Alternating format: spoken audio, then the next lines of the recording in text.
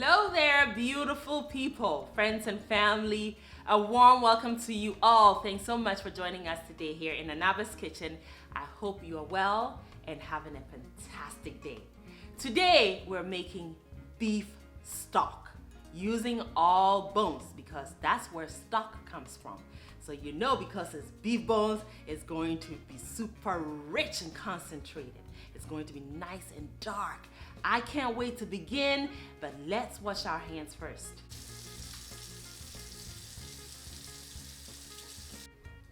So a quick run through our ingredients.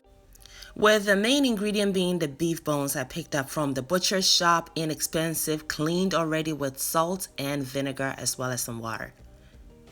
And the rest of our ingredients are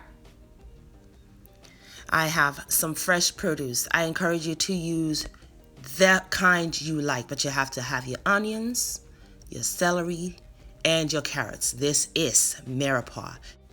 And these three vegetables in combination do form the base for creating most broths and stocks. So they are must-haves.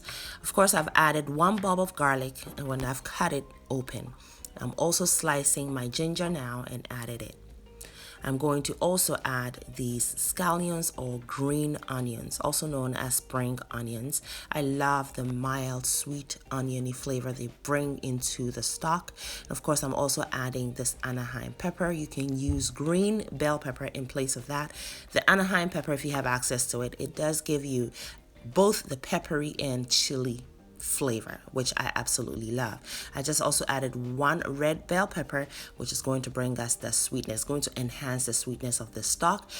And a sprig of rosemary as well as 5 small bay leaves have joined the ingredients. Now here is my black peppercorns, 2 star anise, and that's an optional ingredient because it has a licorice flavor to it, and so does the aniseed I just added. So you can just use your aniseed or your fennel seeds. I've just now also added some coriander seeds. And each one of these spices will play that very important role of condensing the flavor of the beef bones, all right? So tie them together in a cheesecloth with your butcher's twine and just place it right on in there. Now we're going to add our beef bones, which, like I said earlier on, have been cleaned, but we're going to remove the marrow from here. The marrow is literally fat, lot of fat. So I remove most of that. And I do remove most of the marrow, not all, because the marrow carries loads of flavor as well.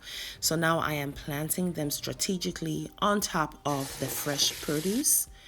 And they are now going to get one more thing added, or a couple more. I'm going to add these components which will help them caramelize sooner. So I'm drizzling some virgin olive oil onto them. And then I'm also going to sprinkle some salt and crushed black pepper. I do think it is of utmost importance to ensure that each beef bone is generously seasoned with salt and crushed black pepper. The oil that I drizzled onto each of the bones just ensures that the salt and crushed black pepper adhere to the bones and not rather slide right off.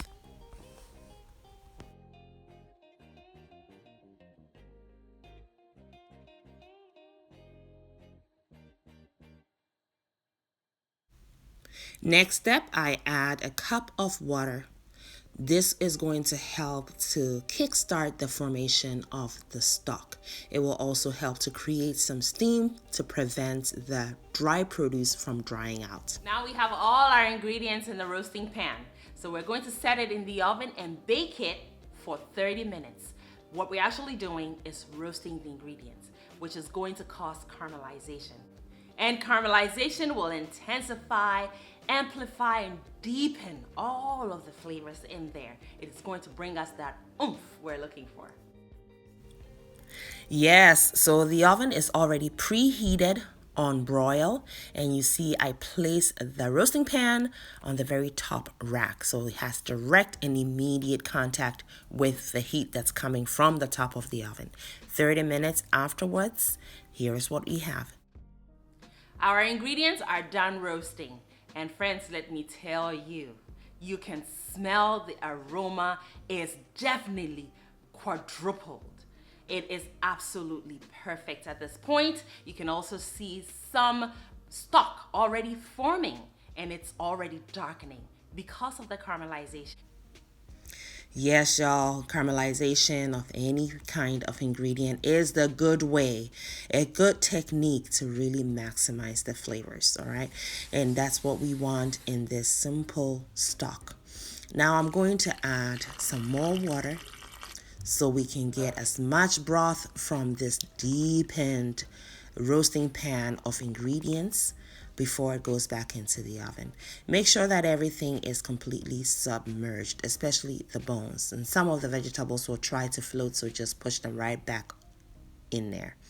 Now I've placed my parchment paper on because this roasting pan does not have a lid, and the parchment paper is going to create more like a barrier between the edible food and the foil. All right, the foil is going to trap in a lot of the steam, but I've also vented it, all right, on both sides. That right there is a vent, so we're not creating too much steam in there. We just want enough steam. All right, so now it goes into the oven. This time round is at 350 degrees Fahrenheit, and it stays in there for 2.5 hours. So this is something you can do on a day that you don't really have much time. Just throw it into the oven or your pressure cooker. You can also cook it in your Instant Pot or your slow cooker. And you can even transfer all your ingredients into a pot, place the lid on it, and cook it on your stovetop for 2 to 3 hours. Now take a good look. I think we got the best tasting stock we can ever get from these beef bones. They look beautiful in there. They're swimming in that joyous stock. Wow, how wonderful is that? The little meat we had on the bones are literally falling off, and that's what you want to see. So now we're going to remove all the bones, separate that from the stock. Then we'll also separate the vegetables as well. And keep on watching, friends. You'll see what we will do with the vegetables. The beef bones, what I did was I removed all of those little pieces of meat from there, and I made tacos. I made tacos for the kiddos, and they loved it. Tacos and kiddos. Wow. Those rhyme. I didn't mean to rhyme like that. Tacos and kiddos. They loved the tacos. Yes, they were tasty and they were very savory, so that was beautiful. Yes, so now all the vegetables do get separated, and I do place them in a colander or a strainer and see how much stock came out of that. So take the stock and place it right where it belongs. All right, beautiful looking stock. Wow, very rich color. That's exactly what we want. So now I pour the whole stock into the strainer to remove the little pieces of debris.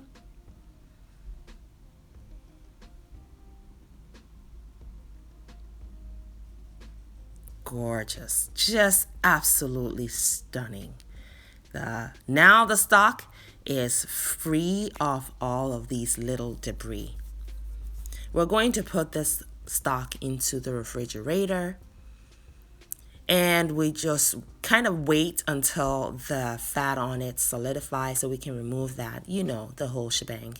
You understand how that works. So what we are doing now with these vegetables is we're going to process them into a paste, and this will now serve as a thickener for when I make my stews or soups, or whatever I could use a beautiful organic tasting thickener for. All right, so there it is, and I store these in a Ziploc bag. They have cooled all the way down, so it's all right. It's great.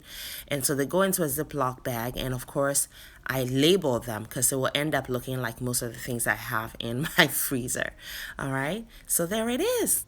Imagine this as part of your stew, how much volume you're going to be able to get from it, as well as some really good taste. Yes, indeed. So don't waste anything. Perfection. Yes, one of my favorite words in the kitchen. All right, so we are almost nearing the end of this production. I am happy once again, having lots of fun.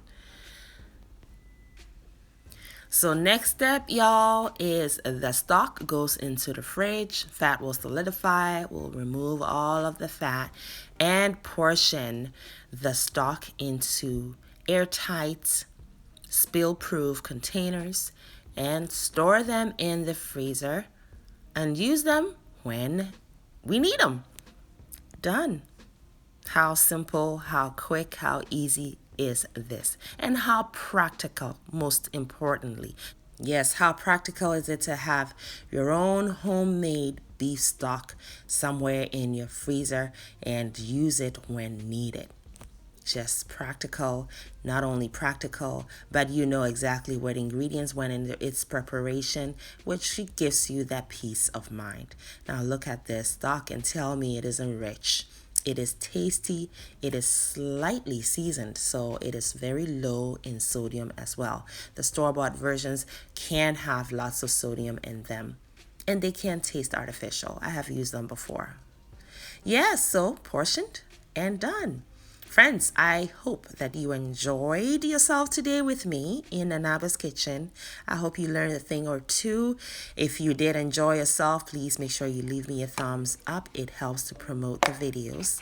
And you see a lot of work and love goes into bringing you these videos, so kindly leave me a thumbs up. If you're not subscribed yet to this channel, please do so. I have labeled them with the letter B because I already have some chicken stock in there that I forgot to label, so there in the freezer they go. And please make sure you turn your notifications on as well so that you do not miss any video I upload on this channel. Thank you so much for joining us today, friends and family. Make sure that you make it a great day and have fun, especially in that kitchen. See you soon on my next one.